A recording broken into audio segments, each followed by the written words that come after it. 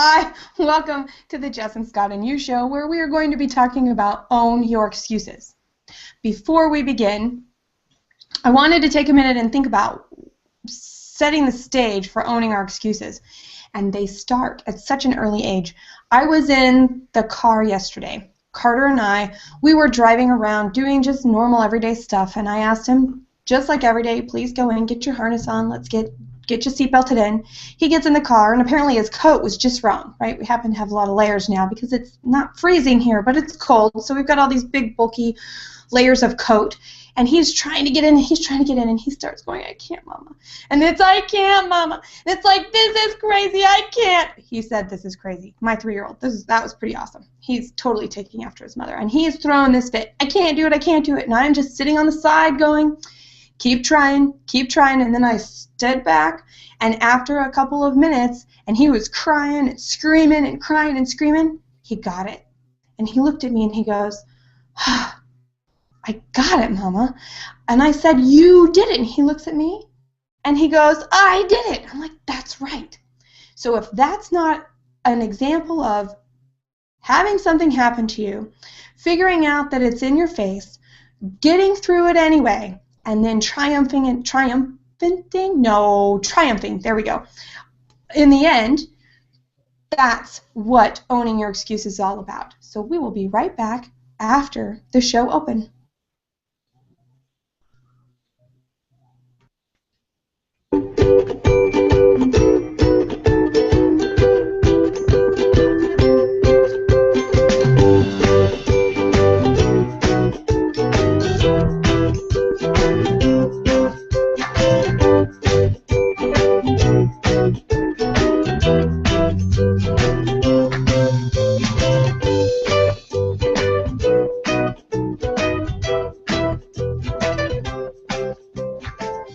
Okay, Jess, take it away.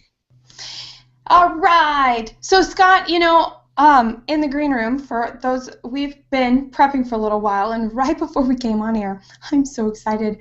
There are a lot of things that I love about Mary, okay, and you guys are going to experience a lot of this. And the thing that I love the most about Mary is we have in common one movie that we both very much like. It's really at the top of my list. I won't speak for Mary where it is in her list, but it is one of my all-time favorites. It's called The Labyrinth.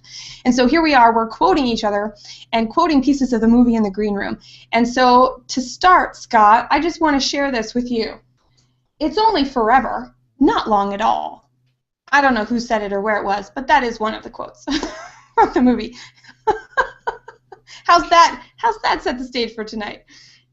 Well, one of the takeaways for me tonight is that I certainly know the next movie I'm going to be watching off of Netflix will be The Labyrinth.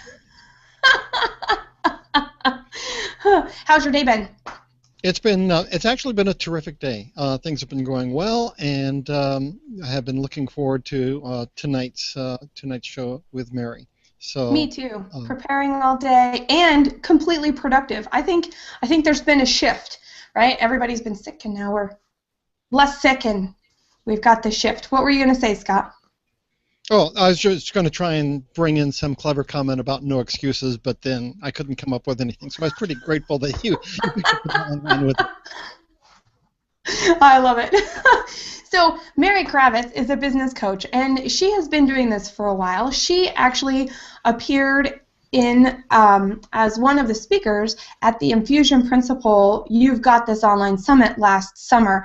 And I have to tell you, she blew everybody away, and everybody loved what she had to say. And Scott and I, we were talking, and we decided she needed to come visit us on the Jess and Scott Show and share some of her amazingness and all of the sparkle that just oozes right out of her and her curly hair. So, hi, Mary. Hey, Jess, can't see the curly hair because I forgot this was going to be video, so I didn't really prep today. Hey, it's okay, me neither. Mine's pulled back too. That's great. So, Mary, tell us a little bit about yourself in relationship to our topic tonight, so we get a sense of why Scott and I thought of you for this topic. Well, gosh, I certainly can't dig into why you thought of me, but so I am a business coach, and I work with small businesses, people who they're very driven, but they tend to overcomplicate things. And we're talking about this topic of excuses, and it kind of dovetails really nicely with some problems I see entrepreneurs have, and that is just keeping so busy, but not necessarily being productive or effective. And it meshed with the idea of excuses, because we were talking in the green room before about how if you're so busy you can't even see yourself, you can't hear yourself think, then how do you get behind the excuses? How do you hear the excuses? How do you decide if it's, if you want to knock off early, is that an excuse to help you avoid something that really needs to be done, or is it an excuse because you need to take care of yourself? And when you're so busy and you're so overwhelmed and you just keep cramming more stuff, whether it's effective or not, into your life, it's very hard to see behind that curtain and get in touch and be present with what's going on with the excuse. Is it an excuse to take you away from your goals or to move you closer to them? It's hard to know. It is hard to know. And you said curtain, and I immediately thought of The Wizard in The Wizard of Oz. Maybe we chose the wrong movie. I'm not sure. Well, you bring up a lot of good points there, and I love that you bring up the word busy. Yeah. What do you think, Scott? Well, you said that you liked the way that Mary brought up the word, and then you whispered it, and I was thinking, what was that word? You'll have to say it a little louder. What was that word that Mary brought up? Busy. Oh, busy. A hamster wheel. Well, yeah. Well, if a person is busy, what does that mean, Jess? What do you think it means if someone says, "I'm just busy"? Well, I'm too busy for that. I'm too busy. Or even if somebody tells me they're busy, I know they don't need any referrals from me. I know that they're not going to want to have a conversation with me and deepen our relationship. I know all kinds of things, which are probably false assumptions, but that word is very, very charged. And so I know if I hear the word busy come out of my mouth, I immediately stop and go, what comes out of my schedule? What's coming off of my plate right now? Because when one says busy, that means that all of the spaces have been filled up, doesn't it? There's no room for anything else. So is one of the truths about avoiding maybe excuses is always to make sure that there's a little bit of space, a little bit of headroom, or a little bit of some place to go, because an excuse does what? What does an excuse do that that allows someone to avoid things? Mary will probably have an opinion about this, and I would say the first thing that pops to my mind is they'll probably be busier because they're avoiding something. Even if if I've got, if I'm so busy and I don't have time to do anything new, or none of my projects are moving forward fast enough, or whatever it is, and that word, busy, and full is just kind of all around, well, there is no space. And if you gave yourself space, then there's this reactiveness that, oh, now I have to look at something, but I kind of like being busy better than looking at what I might have to look at. What do you think, Mary? Yeah, I would definitely agree with that, and it tracks back to something we were talking about, is that, if you don't have that headspace, because if your schedule is packed and there's no spaces on the calendar and your to-do list is 50 items, well, guess what? That's what your headspace looks like too. There's no room to discern and evaluate. That's my key word, evaluate what's going on, what's behind the excuse. I gave an example. I do a lot of speaking to business groups, and for a long time, I would just not make inquiries to groups that I perceived as they were too big, or I wasn't experienced enough, all these excuses, but they were buried. They were not visible to me. And when I finally, and I was very busy at the time too, and I just kept cramming more and more and more in my schedule, and so when I finally gave myself some space and said, let's look at this, I actually found that I was cutting off opportunities because I was saying no to me before I let anyone else say no to me. That was a really dangerous excuse. Without the headspace to evaluate it, though, you'll just keep doing the same old stuff.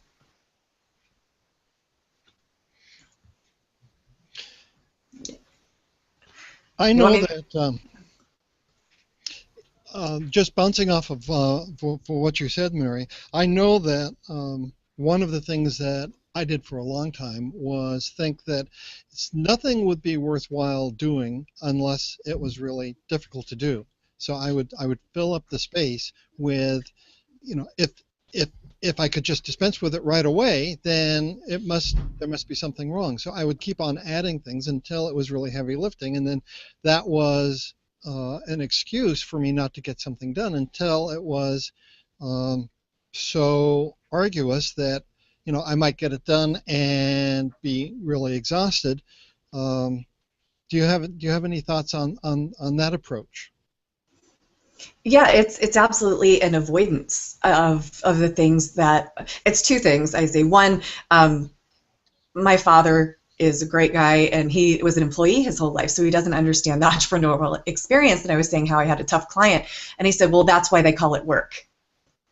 And so the hard work piece is sometimes like we can't justify it to ourselves that it's actually work if we're enjoying it, or if it's easy, or if we get to take the afternoon off. So I think there's that piece going on, but also we can excuse ourselves from doing work that we find challenging in a like a growth way. Like we'd have to step out and into something bigger, a bigger stage, take a risk, maybe feel like we might be ridiculed or something. But we can avoid that work if we stay really busy, like cram the schedule. And so we're working hard, but we're not working to our potential, because the potential is scary.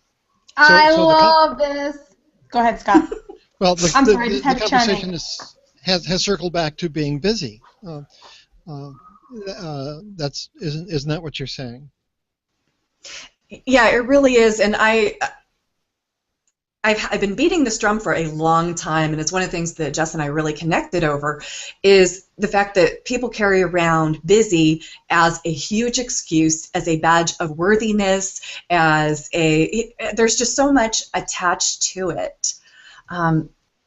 But especially the worthiness piece. I know this is about excuses, but being busy as a way to feel worthy. But the problem is that busy is kind of like the junk food of spending your life. It's spending it. It's not investing it. And being busy, it's like this vicious cycle where you're busy, so you're not conscious about your choices, so you do more stuff, and it's junk food time, and it's not investing, and so then you take low quality stuff to make sure that, and then you're not evaluating, so it becomes an excuse. It just goes on and on. During the period of time when I was so closely identifying with my job that my job and I were inseparable. My value, my self-worth, and I would just make sure that I would fill all of my workday and my evening, and then Saturdays would be filled with work.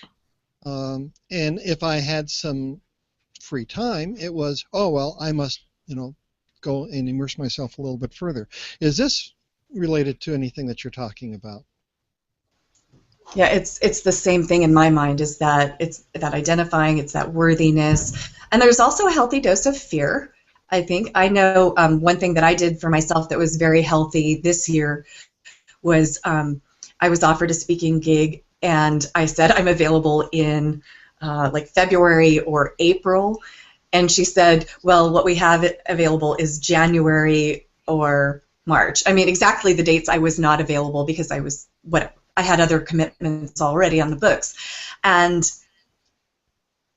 I was really, I wanted to take the gig anyway and just load my schedule up because of a fear motivation. Like, oh my gosh, if I don't do it now, I need to get the leads and get the clients and get the this and this. So there's a driving piece of fear behind it too. And I was able to, because I do make space in my schedule to evaluate and take a deep breath and go, is this really in alignment? Or am I making an excuse to not put it on my schedule? What's really going on here? And I felt like I kind of graduated in some way, and I said, well, I'm sorry I don't fit in your schedule until June, and that's fine. Let's put it on in June. That's beautiful, and that's wonderful, and I think, it's kind of a paying yourself first. And I have another thought, but I want to take a quick break and say Thank you for joining the Jess plus Scott plus You show. We are talking about owning our excuses, and we have Mary Cravets with us tonight to talk about all this.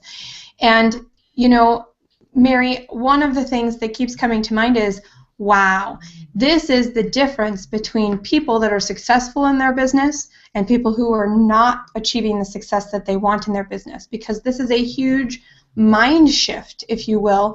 And when you were talking about fear, and then Scott and both of you guys were talking about worthiness, and that is how we became worthy at a job, at a company, as early as 5 years ago. Some people are still doing it today, but in general, that was the way to do it 5 years ago, 10 years ago, 20 years ago, definitely when our parents were working. And so here we've got this, we've decided that we're going to be in business for ourselves, or we don't want to be in business for ourselves, and we find ourselves in an organization that would allow for us to blossom into this other role and take on additional responsibility and grow into something, but we don't. We get stuck in that busy role. And so I'm finding it fascinating that we're in this really cool area and era of change, and we don't know what's going to happen yet. And I actually think some of us are holding on to what used to be or what our parents did, because none of us really know what's going to happen next. And that's scary in its own right. Yeah, it's a paradigm shift. And I think whether you work for yourself or work for someone else, if you're a mother, if you are, whatever the role is, and whatever your activity are, the busyness, we can self-identify with that and create our worthiness around any of those things. And not any one of those things takes or steals the show or is the overarching enemy of having our worthiness based in who we are and not what we do. They all are culprits, basically. Yeah. They really are. And so, well, and let's think about that some, and what does that mean? I know you asked me a question recently, and I'm still thinking about it, and the question was, well, if somebody came along and said, Jessica, you want to do this, and if somebody came along and said, you can do this for X money, but it's way less than what you want to be doing, would you do it? And that's the same kind of thing that you just described with your speaking engagement, whereas, maybe they won't do it. And people respect us more when we respect ourselves. And this goes back to putting yourself first in our second season of the show, because people see us as worthy as we think we are. Yeah, absolutely. And I see people and now I'm starting to think along the lines of what we charge for our services, like what you were just saying. And I hear a lot of excuses from clients where they say, well, I did this job for free, but these people are really connected, so it's okay. Or, well, I took a cut fee because they're going to bring a lot more business.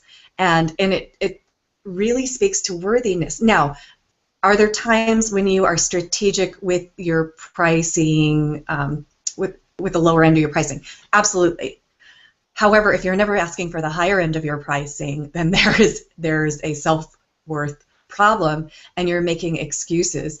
And since the topic is excuses, I really want to wrap back around to, I want to hear from you and from Scott about what you guys think too, about how do you call these excuses forward, because quite frankly, I think the people who are listening, they are not necessarily the people who sit on a couch and go, I just don't want to work. I really believe we're a little more sophisticated. It's more about what's the quality of work we're taking on, what are the right challenges, what excuses are we making for for playing small and hiding our light.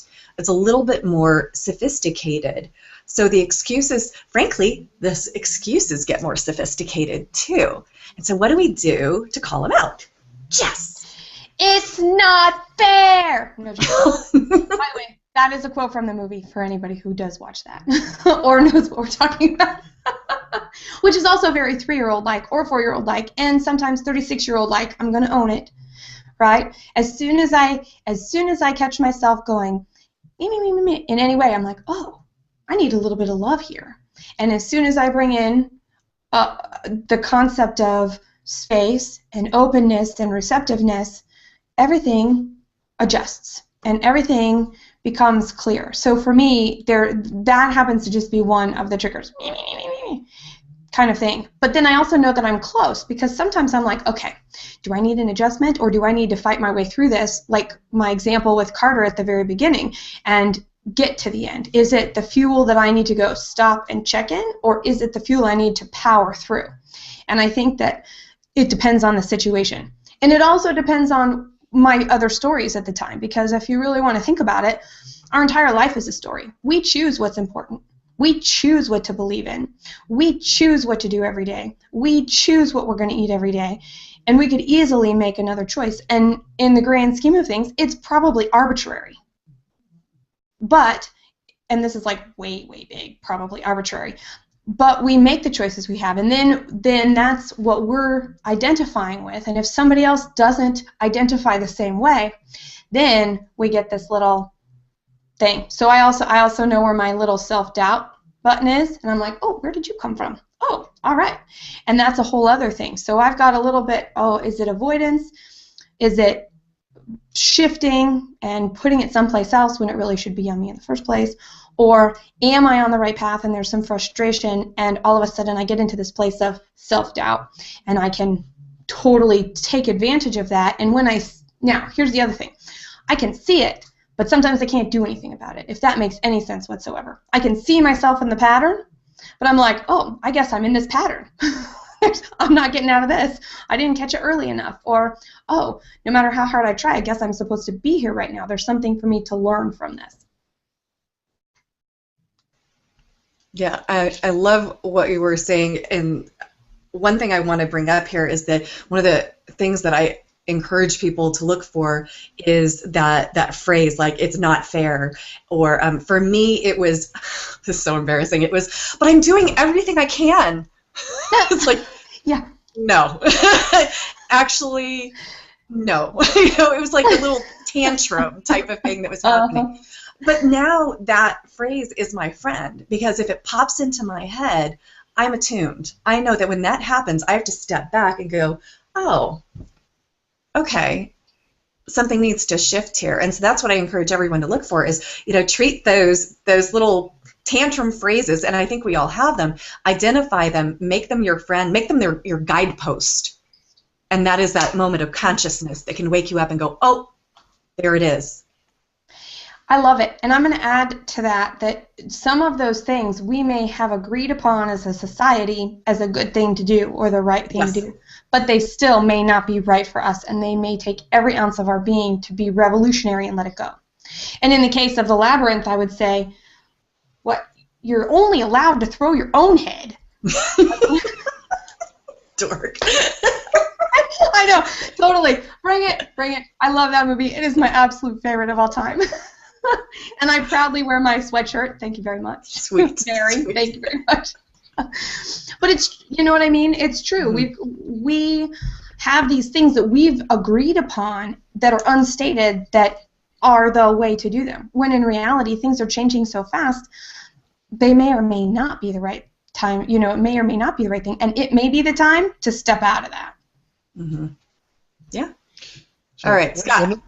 One of the themes that I'm seeing really percolating up, and we've said it a half a dozen different ways, and I'm not sure I anticipated it for tonight's program, is the honesty of giving yourself enough time and space and quiescence of mind, whatever tricks that you have, to separate yourself from your feelings or your excuses or whatever's going on, and to see it reasonably objectively, at least not in the clouded mess that we often have when we're so embroiled with something, and to be able to call an excuse out for what it is, and then to say, do I want to continue this or not?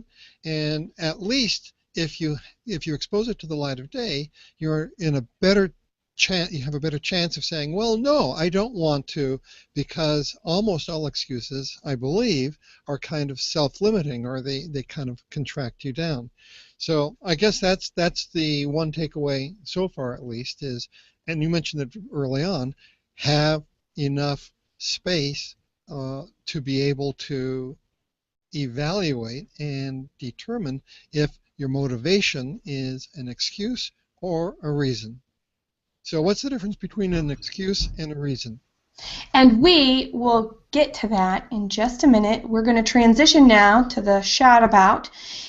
For those of you joining us, this is the Jess plus Scott plus You show. We are talking about owning your excuses, which is a fantastic conversation so far with Mary Cravets. And we'll be right back right after this.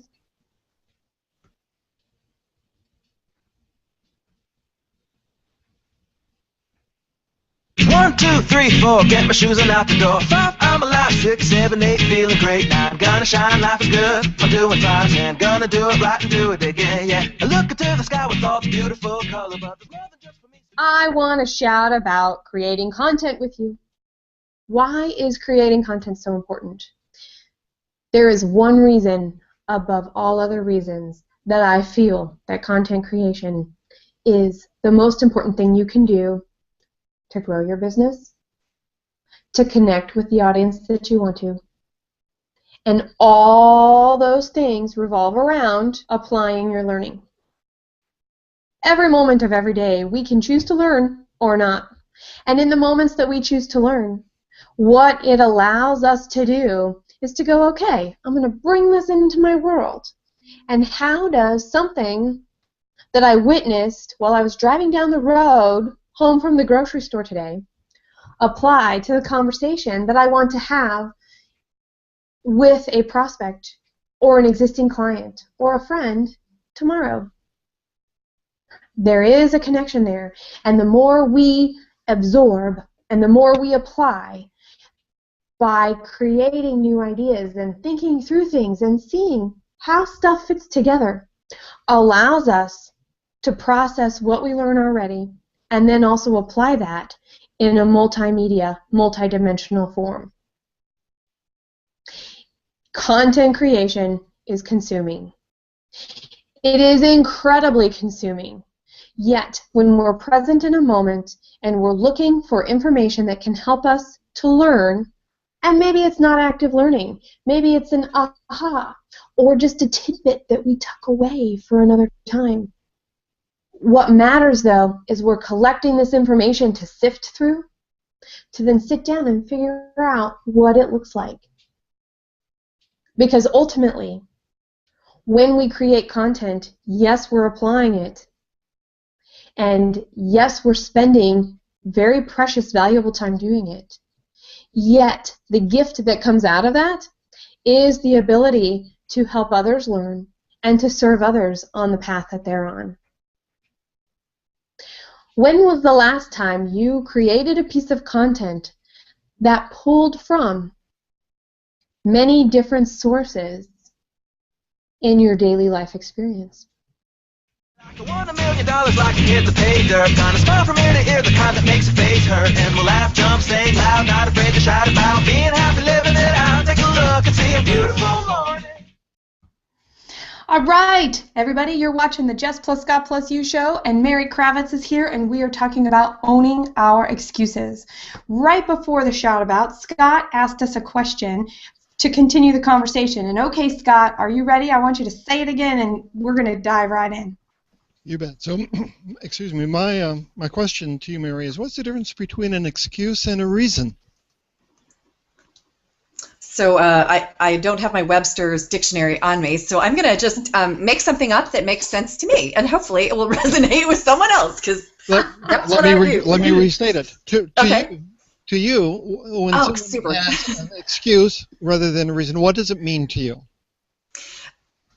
Well, okay, I can speak about this in a couple different ways. One is just thinking about how when I sit with people and I'm working with them as their coach and they are saying something to me, and there's a different energy to a reason and an excuse, but sometimes you can't really uncover that until you question it. I will have someone say, well, you know, I didn't go to that networking meeting because they're just the wrong people. Okay. I said, how are they the wrong people? Well, you know, they'll never buy from me.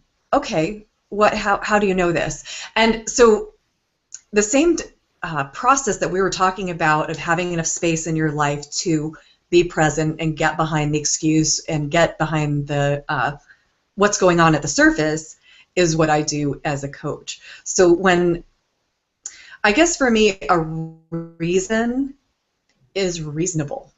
It's in alignment with their goals. It's in alignment with their self-care. It's alignment with their bigger vision. So a reason actually is more holistic and more integrated into what they really want out of life. An excuse is generally fear-based and taking them away from it. Does that help? That makes great sense. Thank you. That's wonderful. Sweet. Thank you. It makes good sense. Yes? Well, I'm impressed. There you go. That's why she's on the show. Well, that's a good reason why It's a great we reason. we cannot do it alone. It takes a village at one level. We need to bring in other voices and other eyes to guide us through this labyrinth of life, because it's dangerous out there and it's confusing, and it's too complex for us. So whether it's an official person or unofficial person, we all need our mentors and coaches, and a safe place, and also someone to be able to speak truth to power. So maybe we can someday overcome our excuses, but in the meantime, it's really nice to have others to kind of put us back on track whenever we start to, and it's perfectly human, stray off and start making excuses. And those people, I have to tell you, we have to really trust those people. And we might find ourselves in another excuse wheel here with the people we choose to be around and who we consider in alignment. And I'm wondering, so I'm thinking about that kind of takes me into, well, how do we deal with our excuses, right? We know we've talked about the fact that there are going to be these triggers, and they're going to be different for each of us, and they're probably going to be different for each of us in different stages of our life over time. Mary was talking about being more sophisticated in some of the things that we do and how we work, and our stories get that way too. And I think that's so true. And so how do we deal with them? What are we supposed to do once we know we've got it? I mean, we can see it. I know once we can see ourselves, oh, that's the trigger. Oh, there's the story. That actually takes a lot of work, and that we know we're on the path. But what happens after that? What happens after that? The one thing that I do, because my excuses usually have to do with do more work, do less work. And for me, I have to take that time and that space to decide, is the doing more work moving me towards my goals, or is it exhausting me? Is it fear-based? I have to do this evaluation all the time. But one thing that I do, a tool I use in the avoidance excuse, like I'll do that tomorrow, to evaluate what's really going on, the action I take is if I go, okay, I just don't want to do this right now, right? I'm just overwhelmed, or I'm tired, whatever. That's my excuse. So what I do is I go, okay, caught it. I hear it. I'm not sure if this is a taking care of myself reason or a avoidance excuse. So what I do is I look for one thing to accomplish. Just one thing. And I make it kind of a simple thing, like return this email. Do one thing. And if I find that one simple task just so overwhelming that it brings me to tears, or just it's so frustrating, then I know I need to step back and take care of myself, and that's a reason. And now I need to take care of myself. Now, if I do that one thing and I find it simple, it usually gets the momentum back to keep going, and I realize it was an excuse to avoid something. That's just one tool I've used. I like that. How about you, Scott?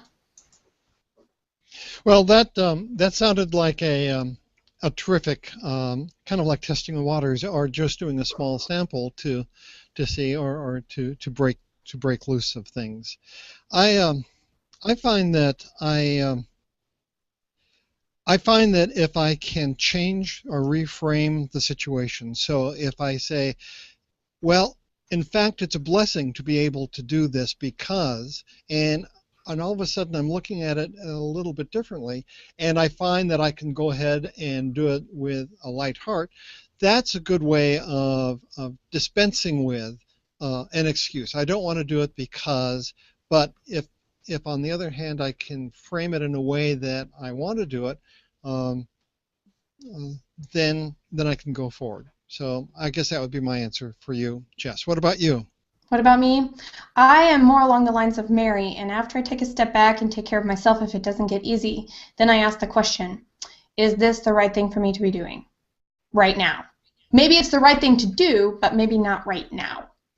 And maybe it goes back on the shelf. Or maybe I find out that it's actually really not serving me, and the whole purpose of the excuse was to get to the point where I could realize that, oh, and this goes back to, is it an excuse or not, and it's situational. It would feel like an excuse, and I would find, oh, wait, no, this actually isn't serving me, so this is something that I need to change or adjust in a totally different way. So there is a self-honesty that needs to be there. Which can only happen when we have headspace, as Mary would say headspace, which would, for me, I would say we would have to have thinking time. We have to have thinking time to be able to be that truthful to ourselves. Yes, absolutely. And Scott, what you said about, can you reframe it? One of the things that I found really works, and I think a lot of people can relate to not wanting to go to the gym, except for those people who just love that kind of thing. Well, I've had a lot of health challenges, and I've had injuries and so forth. And when I'm like, oh, I don't want to go to the gym, and then when I can go, you know what, though, I can get out of a chair without pain right now. I can walk. I mean, at one point I was on crutches, and the idea when I was on crutches, the thought of being able to run, it was just like, oh my gosh, if I could just run, I would feel so fulfilled and so wonderful. And it's getting into that space of gratitude. I mean, I even remember one time I dragged my butt into the gym, and I'm just like, I have to work out, and I was all pissy about it. And then I saw this person who was obviously rehabbing an injury and limping along on the treadmill and just going at it and doing it. I was like, I need to shut my mouth. And I got into it because I realized what a gift it was, like you said, Scott. Yeah. Well, you said gratitude, and that was what was behind my comment as well. And I'm just amazed at what a wonderful virtue that is. And gratitude is such an underrated human virtue. I just love it when people talk about it. Yeah, I'm thinking about some of this, and I'm going back to the no pain, no gain keeps coming up for me, and I think today, and where we are in our society, that there's a misunderstanding of what pain might be, and there's a need for frustration. There's a need for obstacles. There's a need to want to know more and not being able to get your hands on it. You got to keep after it, keep after it, and keep after it, versus, wow, this is truly getting in my way and making me eat poorly, not sleep. All of the, not wanting to exercise is one thing, but actually, falling asleep on the treadmill, your body's just stop already. And I think that whole idea of no pain, no gain goes back to the more we do, the more we're worth. And I think that there's a really good correlation there that if we are aware of that, we'll be able to find some of these excuses a little bit differently and be able to know, I'm doing this, and I think it's what I should be doing because this is what my plan said I should be doing, but we get in the middle of it, and sometimes the most liberating thing that we can do for ourselves is realize what is not serving us even though we planned it, because it turns out when we got there, other things happened, and there is a different, easier, clearer, more leverageable set of actions that we could take. Yeah, there definitely is no one clear-cut answer, and with the idea of the no pain, no gain, and when I learned the difference between that there's two kinds of stress. There's stress and eustress, and stress is it's a breakdown. There's a problem in the body or in life or in your mind or in your emotions, and it is not serving you. It's kind of like it's the excuse version of stress. But eustress is healthy stress. It's the stress of learning a new skill or lifting weights and straining a muscle so that they can build stronger. It's another it's another one of those things that you need to have a presence of mind to learn. I have a friend who had a new job a couple years ago, and she's just like, oh, I'm just so freaked out because I can't get it, and I'm just not getting it, and I'm going to get fired. She'd been at the job 2 weeks, and she'd been going through the eustress of learning. And when we combat it and we back away from it, that's when the excuses start coming up of, I'll just not do it. I'll just back off because it hurts. So, I mean, it's such a game of paying attention and realizing that the voice in your head that's saying this might be the right answer in this situation, but it's a different answer in another situation. So, you know, the presence of mind, the space in your head, the space for thinking time, the space in your schedule. And like one of my former coaches says, when you're really getting a crazy place, you need to listen to anybody other than yourself. That's important. That is so important. All right. So, Mary, we're running up at the end of our show, and I wanted to give you a chance to tell everybody, where can we find you? What's something that you've got coming up that you're really excited about that you could share from our audience and you know that they would benefit from? Okay. Yeah. I am actually, in about 2.5 weeks, I am doing a free tell class. It's How to Triple Your Income in 2015. And I say that from a position of someone who really freaked out, stressed out, burned out about 3 years ago, had to reformulate everything by creating a lot of space, doing a lot of self-evaluation, and then the following year tripling my income. So this is not fluffy stuff. It's very straightforward. It's very simple. It's very much about creating balance, worthiness, and income in your life. You can go to my website at marycravets.com, and we can probably post that somewhere in the technology, I assume. Okay. And go to the events calendar. It's on January 22nd. And now, if this stays in cyberspace forever and you find this after January 22nd, 2015, you can just contact me through the website, and I will get you the recording of that call. Well, that's very generous, and boy, am I looking forward to that based on what I know about you. That's terrific. Oh, thank you. Thank you. I'm telling you what. Well, thank you, Mary, for joining us. This is amazing. And Scott, I want to know, what do you think about the show tonight? Well, I am jazzed by the show, and as I've mentioned before, there's a difference being in the film strip and then actually watching it, and I am really looking forward to going back and watching the show as well. It's sort of like being blessed twice. There's just been so many insights and wonderful little nuggets of aha moments that I think we've had in terms of really focusing in on a skill set that we need to have, and that is, how can we not let excuses rule our life, but rather how can we kind of avoid them one way or the other. So I'm looking forward to watching it in replay. Great. What about you, Jess? Okay, well, I have one quote, and I have been saving it from the labyrinth this whole time. Are you ready for it? So ready. And I'm going to start with, "Hey, you excuses!" And here comes the quote. "You have no power over me." Awesome. I have been waiting for the whole show to say that. Perfect. And what it comes down to is, man, boy, this is one of those things that having somebody that you can trust and talk to will help you identify some things for yourself, figure out how to work through some of that stuff, or to receive it, whatever it is in each situation, and that sometimes we do need that extra person because